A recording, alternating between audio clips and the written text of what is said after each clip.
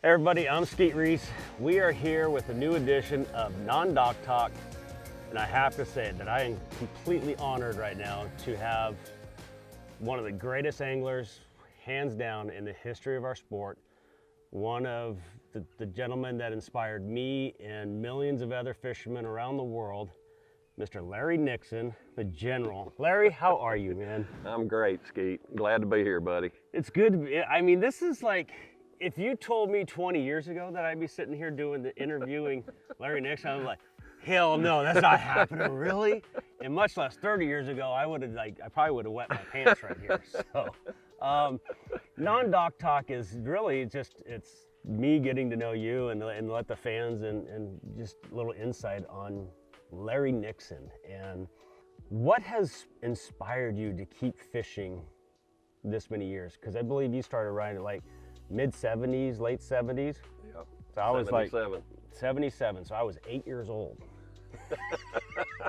But I mean, It's that's been a long career. It has been a long career. It's been awesome though, and you know, I love it. This is what I love to do. I love to fish. It's not necessarily going to tournaments and competing against the guys. It's going fishing somewhere new, and you know, the tournament is just an added incentive to go out there and try to find fish and figure out how to catch more than everybody else. There's something about that Yeah, tug on yeah, the line. ain't nothing like that tug. And figuring out what's going on at a given lake every time you go there, you know. Every time it's different. Nothing's ever the same. No matter where you go, the lakes change, and one year it's muddy, one year it's clear, and so it's exciting. It's funny, I think about that, it's like, all right, so you've been doing this a lot longer than I have. And I've 44. 44 years? Mm-hmm. This is 44 years. I skipped last year because of my new shoulder. Well, that's a topic we're going to get into. Yeah. But you would think, okay, 44 years of chasing fish around the country. You would think we would have a better idea of like, oh, we know this is going to do this, this, this, and this. And we show up and we still don't have a clue, do we? Nothing's ever the same, ever. I mean, I got all these things tied on that I think, boy, I've always caught them at Smith Lake on this lure. Not this week. I mean, that's just the way fishing is. It's a new ball game. It is, and I guess that's one of the keys. I mean, you haven't had the success that you've had without staying open-minded to what's going on in the water, right? That's correct. So it just, you may have a golden game plan set up, and I'm gonna do this, this, and this, and you get there and the weather changes, and you're like, all right, throw that out the window, plan B, and how many times do you think you've adjusted during competition to have your wins and good finishes over your career?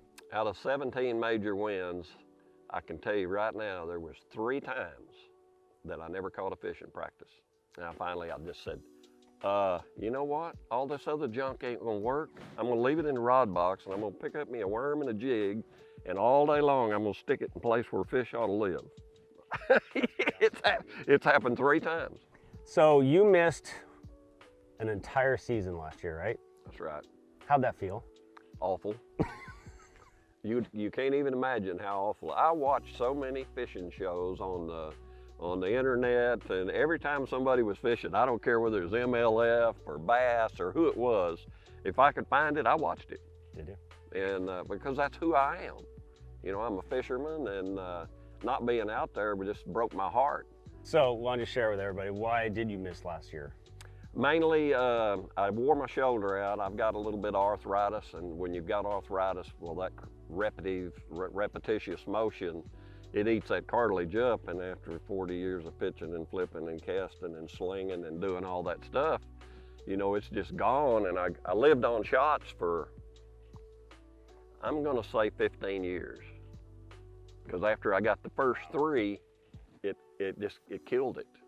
I didn't have any more trouble for 5 years, but buddy, when it come back with a vengeance. And every 6 months, I'd have to go get another injection. And when I went to the Cup year before last, I got a shot 2 weeks before the Cup. And then 2 weeks after the Cup, I was just in so, I mean, the shots didn't work no more. And I said, you know what? After deer season, I'm gonna get me a new shoulder, but I'm gonna hunt first. Priorities. Priorities. So January the 6th, I got me a new arm, and oh my gosh, does it feel good. I can do anything. All right, so I'm just going back and just being the kid, and I'm switching gears a little bit and watching you, watching Roland and Denny, Rick. You know, Rick was like, I mean, I read about Rick when I was 12, and that was the first time I heard about tournament fishing. I'm like, that's the coolest thing I ever heard. Your early years on the tournament trail, who was I mean, did you have one or two guys that you looked to as like, that's the man I have to beat? Or did you ever feel like, oh no, you guys all suck? Well, I wasn't ever scared of anybody, but I knew that Denny and Rick was going to be two of the keys in every tournament. I mean, we were always duking it out. Back in them days, we were all, but it was funny, you know, they fished one way. Denny was a flipper and a pitcher and a mud runner, and Clun was a cranker and a spinnerbait and a winder. And I was a worm fisherman. I didn't care what I had to do. I was pretty versatile because of guiding. And, but that was the two that was, it was a big deal. It was a big deal, because if you went back and looked at all the records there, I mean, we were always in the top 10 for many, many, many years. Oh gosh, you guys were staples. I know one Megabucks tournament was me and Rick was in the top 10. Rick said, oh crap, that's just me and you, huh?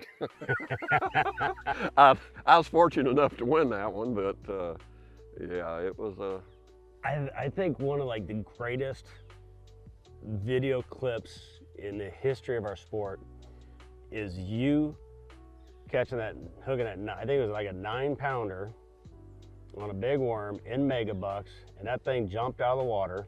Was that on Harris chain? It's on the Harris chain. Harris chain. I just remember you hooked that thing, you got the right, and that fish comes up, and you're just like, oh! When it jumped, you know, most fish jump, they jump. This fish jumped out of the water just kind of looking right at the boat. And he's doing this stuff. It looked like a 15-pounder to me. Oh my gosh, look at the size of that bass. So you remember that fish vividly? Oh, I see him. Yeah, I can see him right now. Yeah, that moment was without a doubt one of the most iconic fish catches I remember as a kid growing up, because it's like, oh my God, that's, you know, we all want to catch big ones. Yeah, but to do it in the Megabucks format and all that, that was an exciting. I went back and subtracted that fish from my weight, and I would have still won it, but it would have been in ounces over Tommy Martin. He weighed 712. He wasn't as big as he looked. But is that what it was? It was 712? Yeah. I caught a 10.4 in practice. So here's a question. What's the biggest bass you've ever caught? The 10.3 or 10.4 is still the biggest in competition.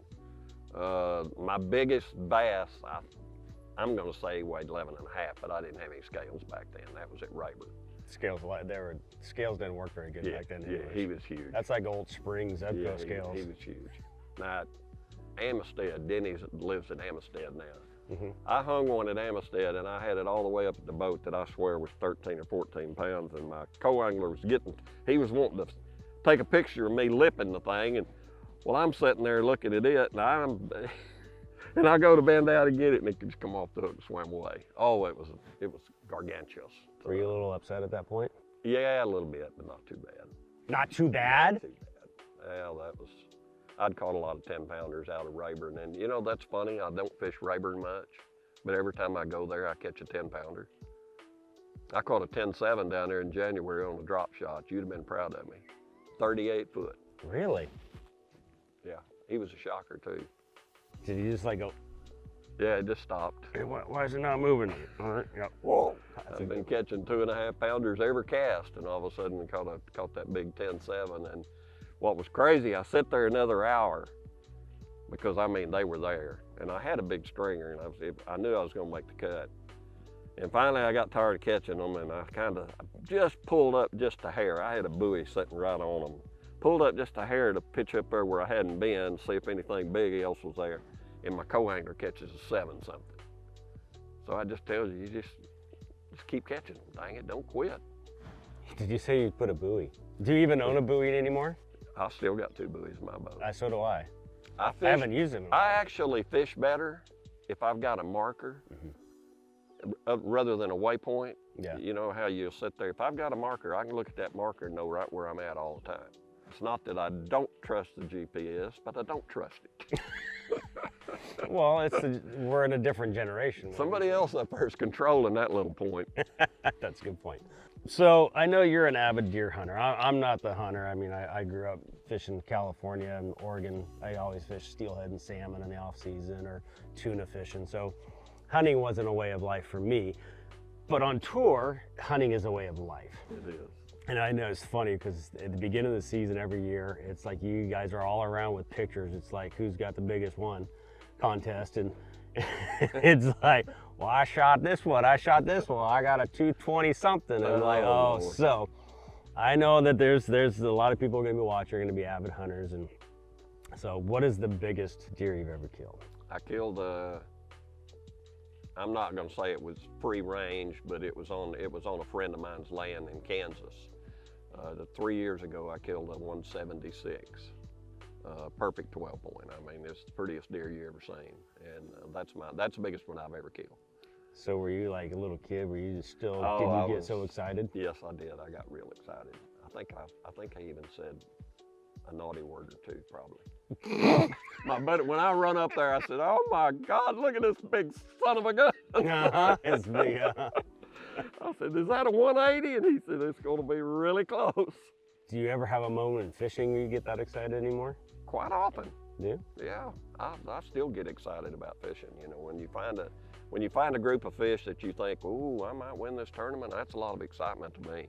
It usually don't pan out that way. I can tell you a million times when I thought I had a chance to win, and then go out there and just make a check. Yeah. Well, that's the ones that I think I'm going to do good. I usually don't do good. Yeah. The ones I don't think, then the ones that I do good in. But how long are you going to keep doing this? Gosh, that's a question of all questions right there, Skeet. You know, I say every day, I said something the other day about, Joey, this is probably going to be my last year. And I said, it's hard for me to just keep this practice up and putting the boat cover on and doing all this stuff. It hurts an old man. He said, what would you do? Stay home and sit in your chair? So I'm probably not going to quit this year. I'm probably going to keep on fishing. Right now, I still like to go with Joey. He's been practicing with me over the year he was co-angling before he started fishing the tour, and he's good to run with because he helps me a lot. I saw that. I mean, we roomed side by side at Okeechobee, and I could see Joey Cifuentes is his roommate, traveling buddy, and but I noticed, he took really good care of you. So he respected the elderly of the house.